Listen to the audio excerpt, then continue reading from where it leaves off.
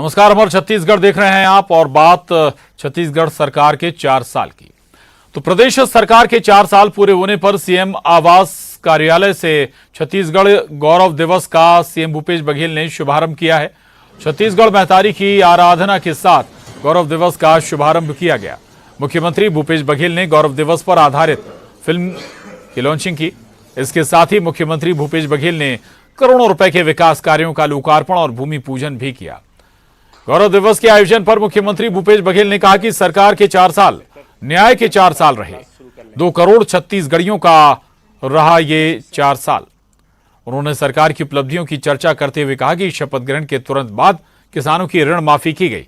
Corona काल के कठिन समय में भी छत्तीसगढ़ के जनप्रतिनिधि, अधिकारी, सामाजिक संगठनों ने मिलकर कोरोना को पीछे धकेला। सूखा भोजन और बच्चों को मध्याह्न भोजन भी सूखे राशन से के रूप में बांटा गया। पहली बार सभी 14 नगर निगम में जीत का रिकॉर्ड बना। गांधी जी के सपनों को प्रदेश साकार कर रहा है। छत्तीसगढ़ गौरव दिवस पर सीएम ने प्रदेश को कई सौगातें भी दी हैं। उन्होंने मुख्यमंत्री वृक्ष संपदा योजना के तहत 100 करोड़, प्रदेश के स्कूलों, छात्रावासों, आश्रमों के विकास के लिए 1000 करोड़ रुपए और स्वामी आत्मानंद उत्कृष्ट ITI के लिए 1200 करोड़ रुपए देने की घोषणा की। गौरव दिवस पर सीएम ने रायपुर के कलेक्ट्रेट चौक पर छत्तीसगढ़ महतारी की प्रतिमा पर माल्यार्पण भी किया।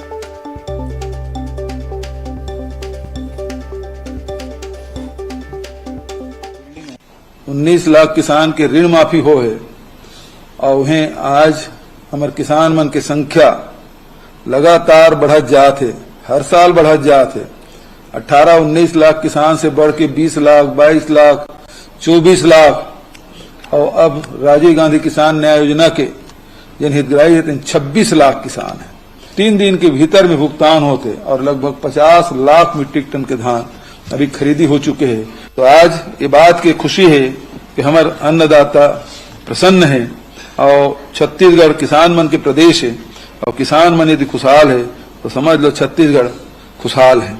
बाड़ी भी कम चला थे। जिन भूमिहीन जिन हमारे महिला मन है वो मन गाँव में जमीन दे के सब्जी उत्पादन करा था। खुद के घर में भी सब्जी होते, हरा सब्जी मतलब उपलब्ध होते और विक्रय करके भी 4 पैसा कमाते। तो ये प्रकार से महिला मन जिन स्वावलंबी होते और ओकर हाथ में पैसा आते और घर चलाए में महिला मन के जिन योगदान होते और ओकर जिन चेहरा में आत्मविश्वास दिखाई दे पड़ते, वो हमारा सबसे बड़ी पूंजी है कि पंचायत या तो राज्य शासन से पैसा उपलब्ध होते तब विकास काम करते या केंद्र सरकार पैसा देते तब विकास काम होते। लेकिन हमारे गौठान समिति 2 साल के भीतर में जिन बहुत अच्छा काम करे तेकर मन कर 10 से 15 लाख रुपए तक के इकट्ठा हो गए। तो अब खुद के कमाए पैसा से गांव के विकास में वो लगाई, गौठान के विकास में लगाई। ये गांधी जी की कल्पना है जिसे ओला साकार करे में हमारे गौठान समिति के सब साथी मन काम करते ओकर मन में बधाई देता हूँ। जते भी स्व सहायता समूह मन जिन सामान निर्माण करते हमारे सी मार्ट के माध्यम से विक्रय होते। जिला स्तर में सी मार्ट बने हैं, संभाग स्तर पे सी मार्ट बने हैं और सबो जिला मुख्यालय में सी मार्ट बन गए और वो विक्रय होते। तो जतका स्व सहायता समूह बहनी बने तो उन्हें भेंट मुलाकात कार्यक्रम के समय बताई कि बहुत अच्छा हो भैया कि ये सी मार्ट बना दे जंगल में, जेकर मन के 13 दिसंबर 2005 की पहली कब्जा है। चाहे आदिवासी हो चाहे परंपरागत रूप से जो निवासी है वो मन ला पट्टा दे के काम वो है और हजारों हजार परिवार ला पट्टा दे के मालिकाना हक दे ओकर पट्टा देन। वह अबूझ माड़ में भी खुशहाली पहुंचाए के काम हमारे सरकार के द्वारा होते। वही प्रकार से आर्थिक रूप से मजबूत बनाए बर जहां 2500 रुपये में तेंदुपत्ता खरीदी होती से अब 4000 में होते।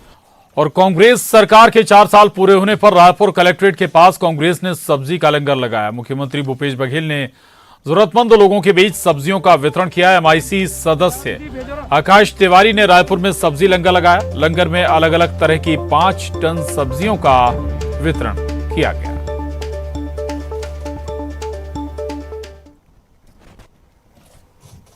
भूपेश सरकार के 4 साल को कांग्रेस गौरव दिवस के रूप में मना रही है और इन 4 साल पूरे होने पर विभिन्न आयोजन किए जा रहे हैं। एक आयोजन आप ये देख लीजिए कि अनोखा सब्जी लंगर यहाँ पर लगाया जा रहा है। जरूरतमंद लोगों को जो सब्जियों का वितरण यहाँ पर किया जा रहा है और मुख्यमंत्री भूपेश बघेल यहाँ पर पहुंचे हुए थे और आज छत्तीसगढ़ महतारी की प्रतिमा में माल्यार्पण करने के बाद यहाँ पर उन्होंने सब्जियां भी बांटी हैं। और आप देखिए कि ये जो पूरा जो आयोजन किया गया है ये नगर निगम MIC के सदस्य आकाश तिवारी ने किया है। इनसे ही जान लेते हैं, आज ये सब्जी लंगर चला रहे हैं आप 4 साल पूरे होने पे, क्या देखिए बहुत ही हर्ष का विषय है कि आज गौरव दिवस के रूप में पूरा छत्तीसगढ़ आज के दिन को मना रहा है और एक किसान नेता जो किसान माटी के पुत्र आज मुख्यमंत्री के पद पर सुशोभित करते हुए 4 साल शानदार गौरवपूर्ण, जिसने छत्तीसगढ़ की अस्मिता को जगाया है, ऐसे महान नेता हमारे माननीय भूपेश बघेल की 4 वर्ष पूर्ण हुए। एक किसान की छाप छोड़ने के लिए हम लोग सब्जियों को लंगर, खूब सारे पैकेट्स दिखाई दे रहे हैं। कितने किलो सब्जियां बांट रहे हैं इस बार? सब्जी 5 टन सब्जी हम लोगों ने व्यवस्था की है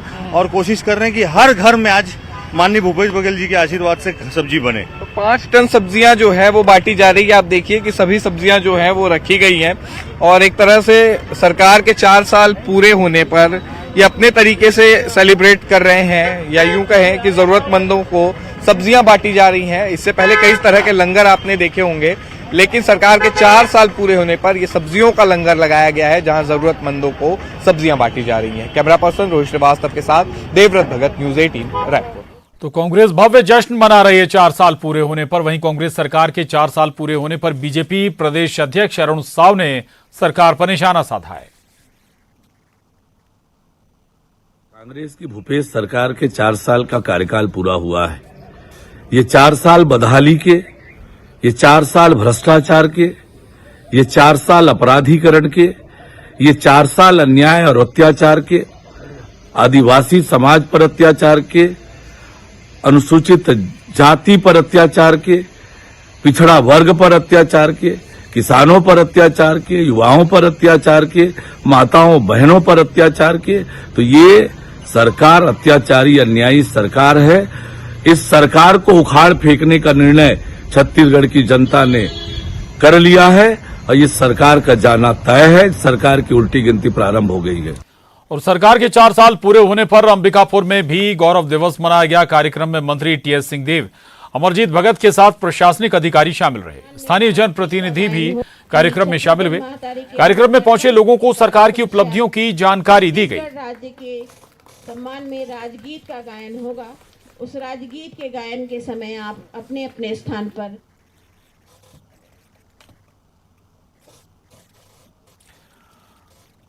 तो सरकार के 4 साल पूरे हो गए हैं और भव्य जश्न सरकार अपने स्तर पर मना रही है। देवव्रत भगत और जानकारी के साथ हमारे साथ जुड़े हैं। देवव्रत, हम देख रहे हैं लगातार कार्यक्रम भी इन 4 साल के उपलक्ष्य में हो रहे हैं, उपलब्धियां भी गिनाई जा रही हैं। एक लिहाज से ये तैयारियां भी हैं आने वाले विधानसभा चुनाव की भी। और थोड़ा सा बताइएगा क्या क्या और कब कब तक ये आयोजन होंगे सरकार के? जी, आज से ठीक 4 साल पहले ही इसी दिन सरकार ने शपथ ली थी। कांग्रेस की नई सरकार बनी थी और मुख्यमंत्री बने थे भूपेश बघेल। और इन 4 सालों के दौरान जो सरकार का कामकाज रहा है और जो योजनाएं रही हैं उसका प्रचार प्रसार एक तरह से कांग्रेस कर रही है। और आज का दिन जो है वो गौरव दिवस के रूप में मनाया जा रहा है। जो भी कांग्रेस कार्यकर्ता है, नेता है, जनप्रतिनिधि हैं, वो अपने तरीके से अलग अलग तरह के आयोजन कर रहे हैं। ये बात अलग है कि एक तरह से जो बीजेपी है वो सरकार के 4 सालों को बदहाली और भ्रष्टाचार का बता रही है, जबकि सरकार का ये दावा है कि जो 4 साल रहे उसमें से 2 साल तो चुनौतीपूर्ण रहे, जिसमें कोरोना काल के दौरान सरकार के कई कामकाज रहे और इस दौरान भी सरकार ने पूरी मजबूती के साथ इसका सामना किया। और जो बाकी योजनाएं रही हैं उसको एक तरह से राष्ट्रीय स्तर पर भी पहचान मिली है, दूसरे राज्यों ने भी फॉलो किया है। और इस दौरान ये भी देखा गया कि कांग्रेस जितने भी चुनाव रहे अन्य राज्यों में, चाहे वो हिमाचल की बात करें, उत्तर प्रदेश की बात करें, यहां पर छत्तीसगढ़ की योजनाओं का बोलबाला रहा। और एक तरह से इस दौरान मुख्यमंत्री भूपेश बघेल भी कांग्रेस के एक बड़े राष्ट्रीय लीडर के तौर पर उभरे। तो 4 साल कांग्रेस के लिहाज से देखा जाए तो कांग्रेस के लिए एक तरह से उपलब्धियां रही हैं, लेकिन अब क्योंकि आने वाला साल जो है वो चुनावी है, लिहाजा इन 4 सालों की उपलब्धियों को लोगों के बीच लेकर जाना और उसे आने वाले चुनाव में भुनाना, ये कांग्रेस की सबसे बड़ी मतलब एक तरह से ये कहा जा सकता है कि चुनौती रहेगी कि किस तरह से जनता के बीच इन 4 सालों के कामकाज को लेकर के जाती है और जनता का भरोसा जीतती है। जी बिल्कुल बिल्कुल, बहुत महत्वपूर्ण बात आपने कही। मॉडल स्टेट के तौर पर भी छत्तीसगढ़ को कांग्रेस जहां भी चुनाव लड़ती है वहां पेश करती है। शुक्रिया आपका देवव्रत, पूरी जानकारी के लिए। आगे बढ़ेंगे। पठान फिल्म पर बीजेपी के सवाल उठाने पर कांग्रेस ने निशाना साधा है। संसदीय सचिव विकास उपाध्याय ने कहा कि बीजेपी के नेता ज्वलंत मुद्दों पर बात नहीं करते। महंगाई, बेरोजगारी पर कोई बात नहीं होती है। पूरे देश में लोगों को तोड़ने का काम बीजेपी के लोग कर रहे हैं। उन्होंने पठान फिल्म का विरोध कर बीजेपी पर सस्ती लोकप्रियता हासिल करने की बात कही है। भारतीय जनता पार्टी के तमाम नेता पूरे देश के, उनके पास में सामने जो ज्वलंत मुद्दा है, महंगाई, बेरोजगारी, लोगों को तोड़ने का काम आज पूरे देश में हो रहा है। जिस प्रकार से इस पूरे देश में 8 साल से जो इस देश की स्थिति हुई है वो कभी पहले नहीं हुई। उस पर तो कोई भारतीय जनता पार्टी का नेता ना विधानसभा में बोलता है, ना लोकसभा के सदन में बोलता है। भारतीय जनता पार्टी के नेता सस्ती लोकप्रियता हासिल करने के लिए, उनको मालूम है हिंदुस्तान है, धार्मिक भावनाएं हैं, लोग धार्मिक भावनाओं से जुड़े हुए हैं। जब भी धर्म का मामला आएगा एक एक व्यक्ति उस धर्म के साथ खड़ा रहेगा, हम सब खड़े हैं। लेकिन क्यों भारतीय जनता पार्टी का नेता महंगाई पर बात नहीं करता? क्यों भारतीय जनता पार्टी का नेता बेरोजगारी पर बात नहीं करता? आज जिस प्रकार से देश के लोग परेशान हैं उस पर चर्चा क्यों नहीं करता? ये समझ से परे है। अगली खबर का रुख करेंगे। खबर दुर्ग से है, जहां बारातियों पर चाकूबाजी करने के आरोप में पुलिस ने 4 लड़कों को गिरफ्तार किया है। दुर्ग के शक्तिनगर में बारात में चाकूबाजी में 5 बारातियों को चाकू मार दी गई थी, जिसमें 3 बारातियों की हालत गंभीर बताई जा रही है। तीनों को इलाज के लिए रायपुर के अस्पताल में भर्ती कराया गया है। बारात में स्थानीय युवकों के घुसने पर विवाद हुआ था और इस दौरान युवकों ने बारातियों पर चाकू से हमला बोल दिया और मौके से फरार हो गए। पुलिस ने कार्रवाई करते हुए 4 आरोपियों को गिरफ्तार किया है।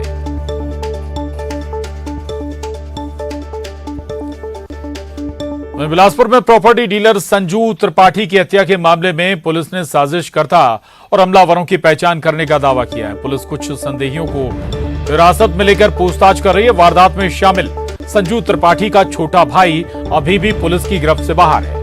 पुलिस के मुताबिक हत्या के लिए बाहर से प्रोफेशनल शूटर बुलाए गए थे। पुलिस ने एक और कार को लावारिस हालत में बरामद किया है। माना जा रहा है कि हत्यारे कार को लावारिस छोड़कर फरार हो गए।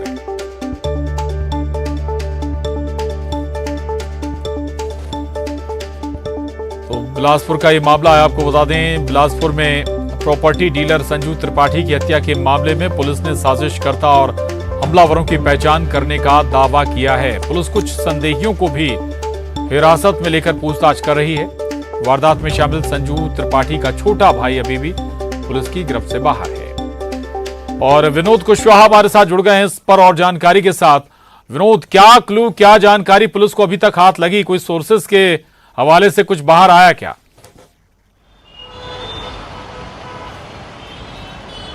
देखिए, कुछ ऑडियो क्लिप्स जो है वो पिता के मोबाइल से छोटे बेटे कपिल त्रिपाठी से जो बातचीत हुई है उसके आधार पर पुलिस अभी प्रारंभिक तौर पर ये मान रही है प्रशांत कि इस मामले के पीछे जमीन का विवाद और इसके अलावा लेन देन का विवाद और साथ ही साथ चूंकि हवाला कारोबार से जुड़ा रहा है मृतक, उन तमाम चीजों के विवाद के साथ ही साथ एक दत्तर पुत्री के साथ अवैध रिलेशन को लेकर भी ये तमाम पूरा मामला है और उस लिहाज से ही पुलिस उसी एंगल से जांच कर रही है। अभी पुलिस को कल अमरकंटक के पास एक वाहन मिला है और पुलिस का दावा है कि ये वाहन जो है हत्यारों ने प्रयोग किया था और उसके बाद हत्या करके वो यहाँ तक पहुंचे और जैसे ही वो मध्य प्रदेश की सीमा में एंटर हो गए उसके बाद वहां से गाड़ी को छोड़ करके फरार हो गए।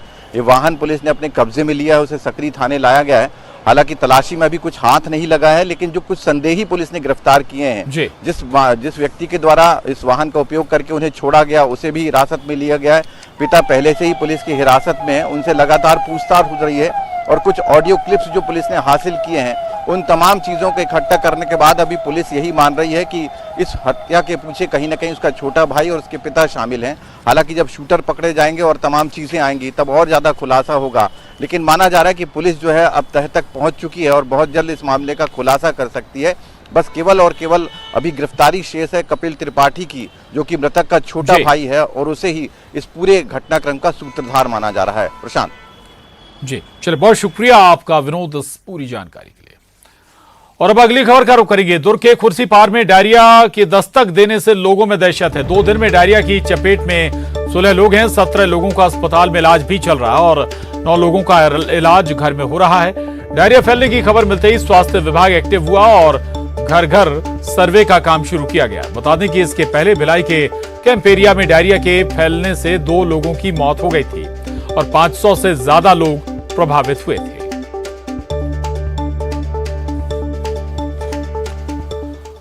वहीं अंबिकापुर शहर के अधिकांश हिस्सों में आज पानी की सप्लाई नहीं होगी। शहर में 7 टंकियों से पानी की सप्लाई नहीं होगी। पाइपलाइन में मेंटेनेंस की वजह से पानी की सप्लाई आज बाधित रहने वाली है। शहर के नवागढ़, महामाया और Makhan Bihar, Gandhinagar, Patpariya, PG college area और ट्रांसपोर्ट नगर में पीने के पानी की सप्लाई बाधित रहेगी।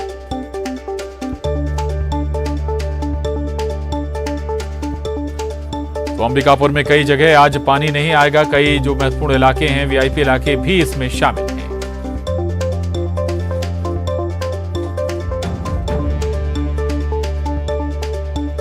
और प्रदेश में हाथियों का उत्पात थमने का नाम नहीं ले रहा। हाथी लगातार ग्रामीण क्षेत्रों में पहुंच रहे हैं। बलरामपुर के महावीरगंज में 16 हाथी पिछले 4 दिन से उत्पात मचा रहे हैं। शाम ढलते ही हाथी ग्रामीणों के घर में तोड़फोड़ करने लगते हैं। लोग हाथियों के डर से रथ जगह कर रहे हैं। बताया जा रहा है कि महावीरगंज में हाथी झारखंड की ओर से आ रहे हैं। उधर धमतरी में पिछले 11 महीने में हाथियों ने 7 लोगों को मौत के घाट उतार दिया। 250 एकड़ से ज्यादा की फसल को 11 महीनों में बर्बाद कर दिया। 100 से ज्यादा मकानों को नुकसान भी पहुंचाया है इन हाथियों ने।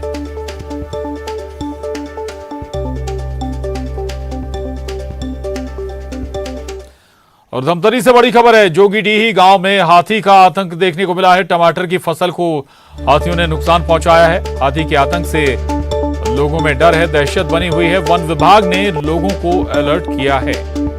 ये बड़ी खबर धमतरी से, जहां जोगीडीही गांव में हाथियों ने टमाटर की फसल को जमकर नुकसान पहुंचाया है। डरे सहमे हैं लोग।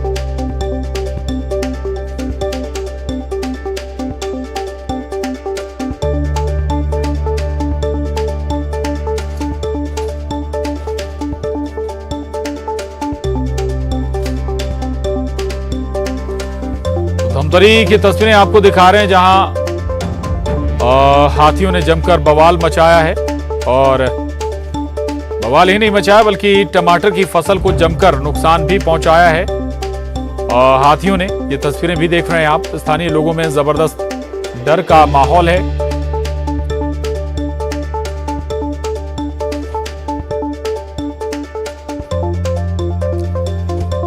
एक बार फिर से देखिए आप धमतरी की ये तस्वीरें, जहां दरअसल हाथी लगातार उत्पात भी मचा रहे हैं और फसलों को नुकसान भी पहुंचा रहे हैं। लोगों की जान पर भी खतरा बना हुआ है हाथियों के इस दल से।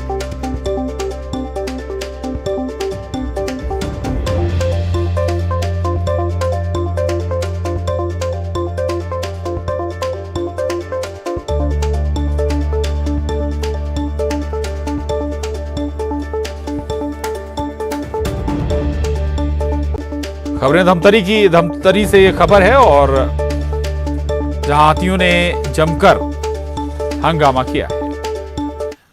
आगे बढ़ेंगे, कोरबा से खबर है। कोरबा में बंद पावर प्लांट से चोरी के मामले में 2 और आरोपियों को गिरफ्तार किया गया। दरअसल सीएसईबी पुलिस चौकी क्षेत्र में चोरों ने बंद पावर प्लांट के मेटल स्टोर को निशाना बनाया था और सुरक्षा कर्मी से मारपीट भी की थी। मामले की जानकारी मिलते ही पुलिस ने सीसीटीवी फुटेज खंगालने के साथ आगे की कार्रवाई की। अब तक इस मामले में कुल 7 लोगों को गिरफ्तार किया जा चुका है।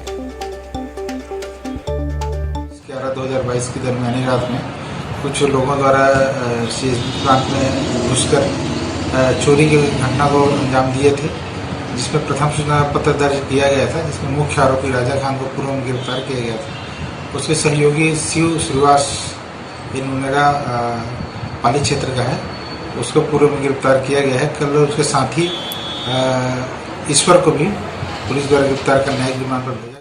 और कोरबा में गुरु घासीदास जयंती के मौके पर 3 दिवसीय गुरु पर्व का आयोजन किया जाएगा। इस दौरान पंथी नृत्य संघ सतनाम चौका आरती कर ध्वजारोहण किया जाएगा। सतनामी समाज के अध्यक्ष यूआर महिलांगी ने इसकी जानकारी देते हुए बताया कि जयंती समारोह का आयोजन सतनाम भवन ट्रांसपोर्ट नगर में किया जाएगा। जयंती के पहले दिन शोभा यात्रा निकाली जाएगी।